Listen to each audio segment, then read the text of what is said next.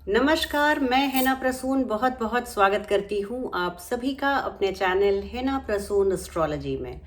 ज्योतिष के इस नए कार्यक्रम में आप सभी का स्वागत करते हुए मुझे बहुत खुशी हो रही है। और आइए जानते हैं आज के नए कार्यक्रम में नया क्या है।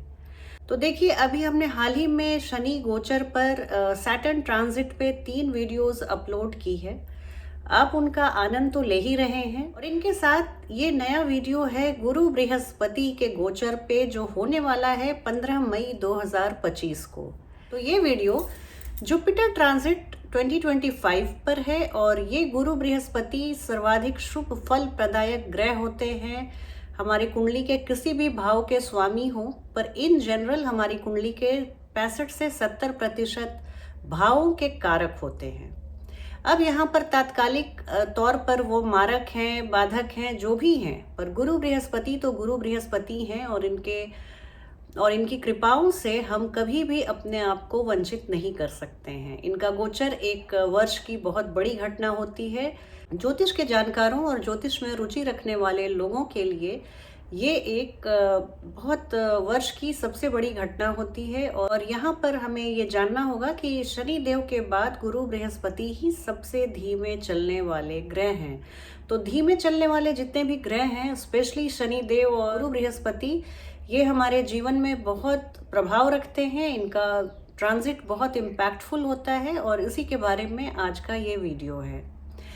कुछ डेट्स को बता रही हूँ, उन्हें आप ध्यान रखिए। गुरु बृहस्पति हालांकि धीमे चलने वाले ग्रह हैं और औसतन 13 महीने में एक राशि को कवर करते हैं, 30 डिग्री का सफर तय करते हैं। पर इधर कुछ वर्षों के लिए गुरुदेव अतिचारी होने जा रहे हैं।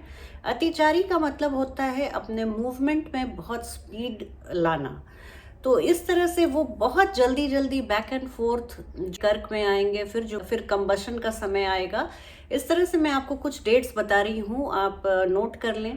तो 15 मई 2025 को गुरुदेव लगभग रात्रि के 2:30 बजे शुक्र देव की राशि वृषभ राशि से निकलकर बुध की राशि मिथुन राशि में प्रवेश करेंगे।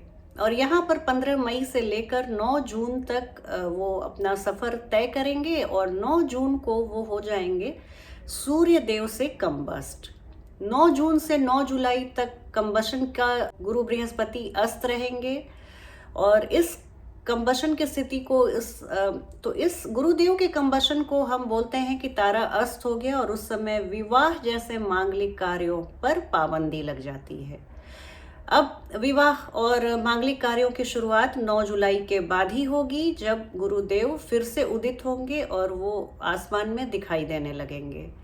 और इसके बाद 19 अक्टूबर 2025 को गुरुदेव अपनी उच्च राशि कर्क में प्रवेश करेंगे। देखिए कितनी जल्दी जल्दी ये मूव कर रहे हैं। और कर्क राशि में गुरुदेव उच्च के हो जाते हैं। हम सभी जानते हैं कि मकर राशि में गुरुदेव नीच और कर्क राशि में उच्च के होते हैं। 19 अक्टूबर से 10 नवंबर तक वो कर्क राशि में रहेंगे और उसके बाद वक्री हो जाएंगे। 11 नवंबर 2025 को गुरुदेव वक्री होकर चलना शुरू करेंगे और उसके बाद 4 दिसंबर 2025 को पुनः बुध की राशि मिथुन राशि में प्रवेश कर जाएंगे। और ये देखिए, जो 15 मई को शुरुआत की गुरुदेव ने मिथुन राशि से, वो फिर 4 दिसंबर को मिथुन राशि में आ जाएंगे। ये 2025 का लेखा जोखा है। गुरुदेव के इस मूवमेंट को हम सभी राशि और हम सभी लग्नों पर किस तरह से देख सकते हैं और किस तरह से फलादेश किया जा सकता है, ये वीडियो आप बहुत ध्यान से देखिएगा। तो वैसे भी गुरुदेव हमारे शिक्षा, विवाह, धन धान्य, प्रसिद्धि, सामाजिक मान मर्यादा, पद प्रतिष्ठा, इन सब के कारक हैं। तो इनका मूवमेंट जब होगा मिथुन राशि पर, तो किस तरह से ये बाकी राशियों को प्रभाव डालेंगे, बाकी राशियों पर प्रभाव डालेंगे, ये आप सुनिए।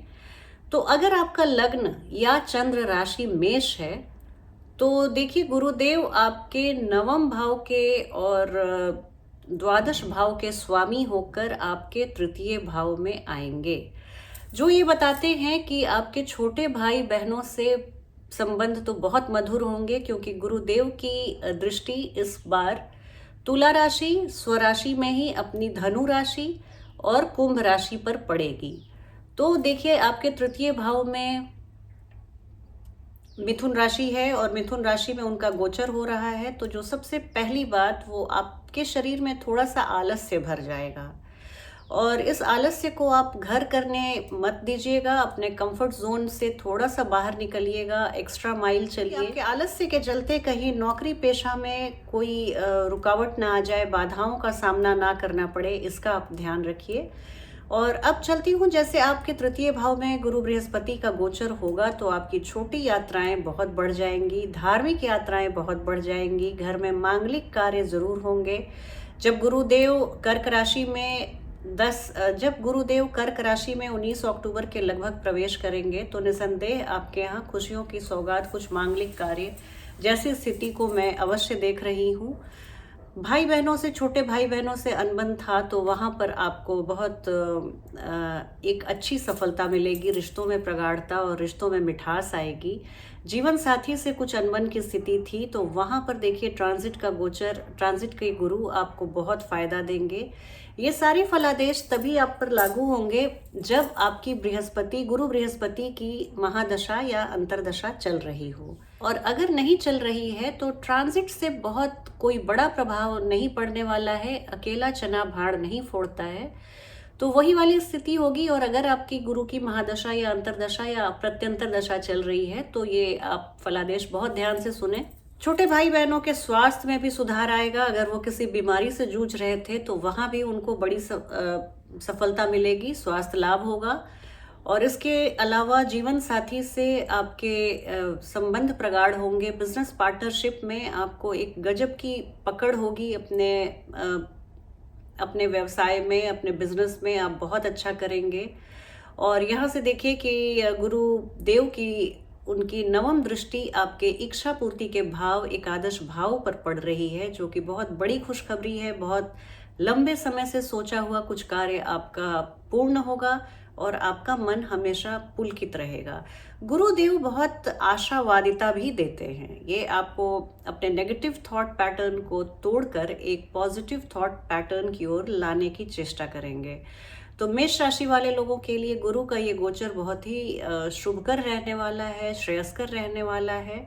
आपको मैं उपाय के तौर पर बताऊंगी, बृहस्पतिवार के दिन विष्णु सहस्त्र नाम का पाठ जरूर करें, ये आपके लिए बहुत ही लाभकारी होगा। सत्य के मार्ग पर चलते रहें, ये मैं सभी राशियों को बोलूंगी कि गुरुदेव एक नो नॉनसेंस प्लैनेट हैं और इन्हें धर्म के मार्ग पर चलना पसंद है। धर्म इनको क्योंकि ये आप देखिए तो काल पुरुष के धर्म की राशि, नवम राशि धर्म की जो होती है वो नवम भाव के स्वामी होते हैं। तो इस तरह से आप धर्म के मार्ग पर चलें, अडिग रहें, सत्यवादिता को अपनाएं तो आपको इससे बहुत ही अच्छा परिणाम मिलेगा। इस गोचर के लिए आप बहुत ही श्रेयस्कर समय रहेगा। वृषभ राशि वाले लोगों के लिए आप अष्टम और एकादश भाव के स्वामी होते हैं गुरुदेव, और इनका जो गोचर होगा द्वितीय भाव में होगा।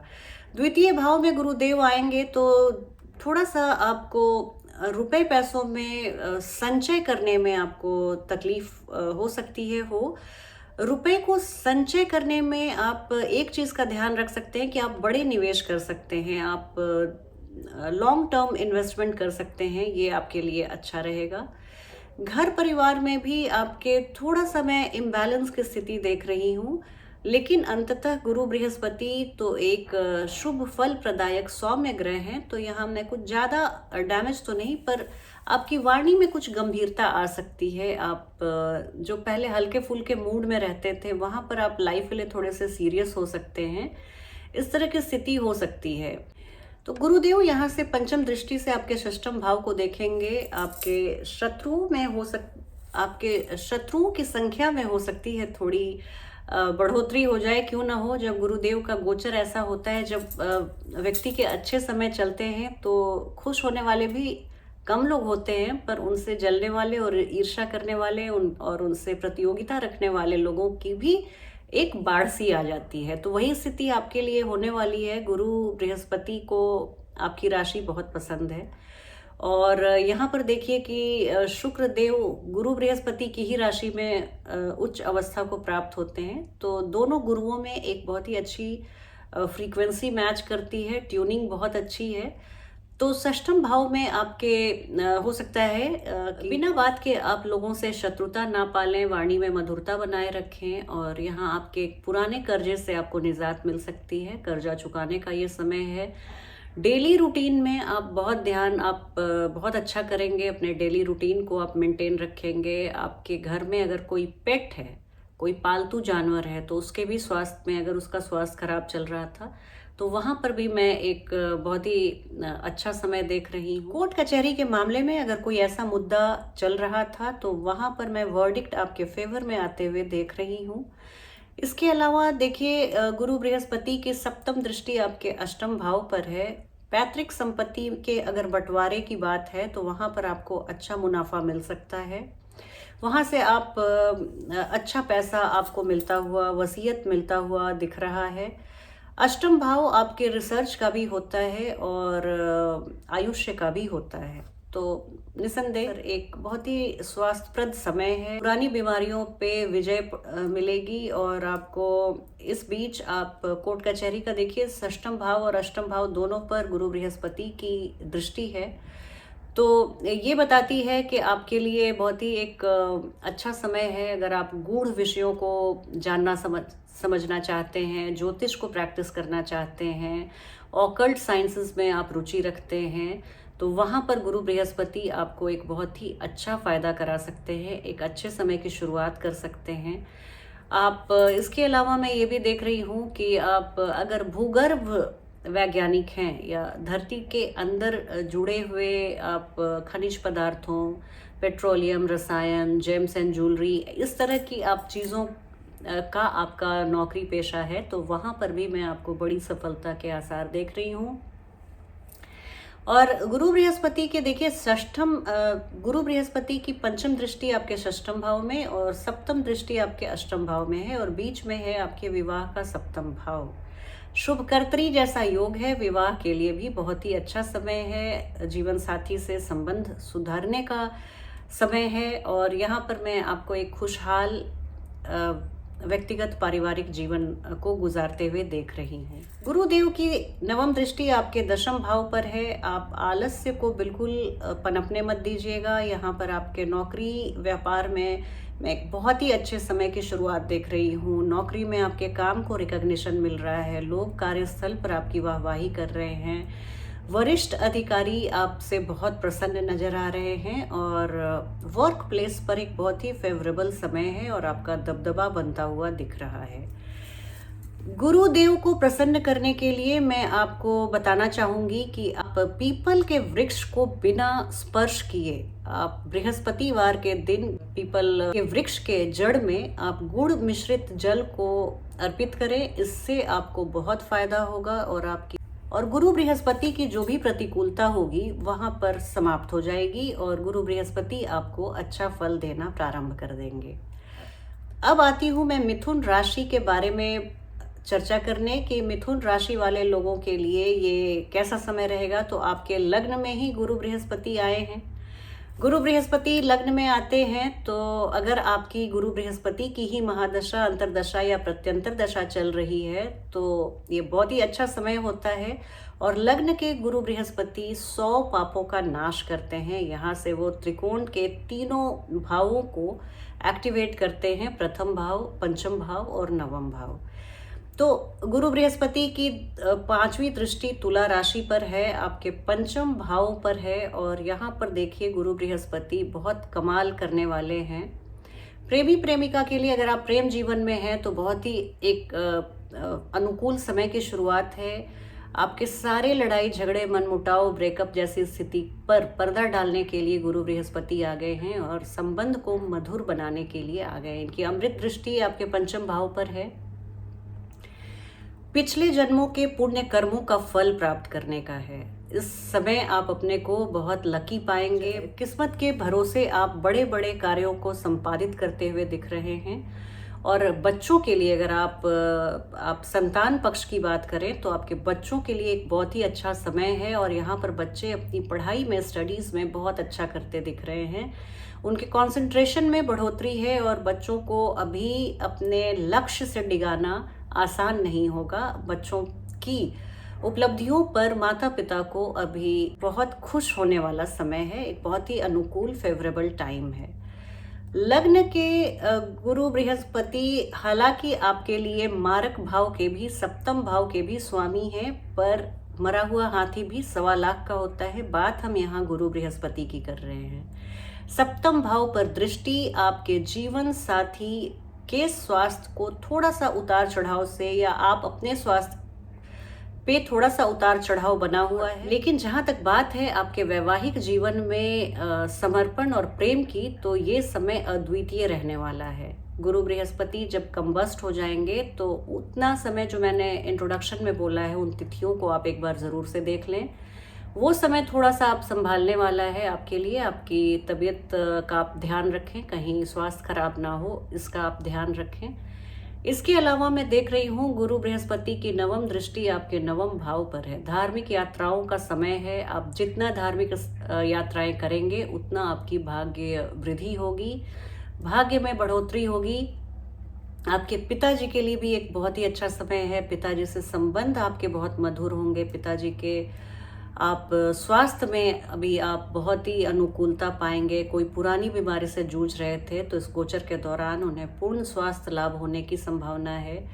और नवम भाव पर मैं ये भी देख रही हूँ धर्म का भाव है। मिथुन राशि वाले जातकों को मैं ये बताना चाहूँगी कि वो धर्म के रास्ते से कभी भी ना भटके, धर्म के रास्ते को बिल्कुल पकड़ कर रखें। और गुरु बृहस्पति, क्योंकि थोड़ी सी एक्सपेक्टेशन बस रहती है कि आप अच्छे से आप रहें, बोली भाषा का, अपने रिफाइनमेंट का आप ध्यान रखें, आप किसी से अपशब्द ना बोलें, धर्म के मार्ग पर चलें, बड़ों को सम्मान और छोटों को स्नेह दें। ये सब छोटी छोटी बातें अगर आप करते हैं तो गुरु बृहस्पति का ये गोचर बहुत ही श्रेयस्कर रहने वाला है। गुरु बृहस्पति जब कर्क राशि में अपनी उच्च राशि में आएंगे तो इन सभी परिणामों में आपको बढ़ोतरी मिलेगी। सारे ही अच्छे परिणाम और ज़्यादा अच्छे होते जाएंगे और ये मिथुन राशि वाले लोगों के लिए बहुत ही अच्छे समय का आगाज है। गुरु बृहस्पति अतिचारी हैं। अतिचारी जब ग्रह होते हैं तो उनके फल देने की क्षमता में थोड़ी सी कटौती आती है, पर ओवरऑल ये आपके लिए गोचर बहुत ही अच्छा रहने वाला है।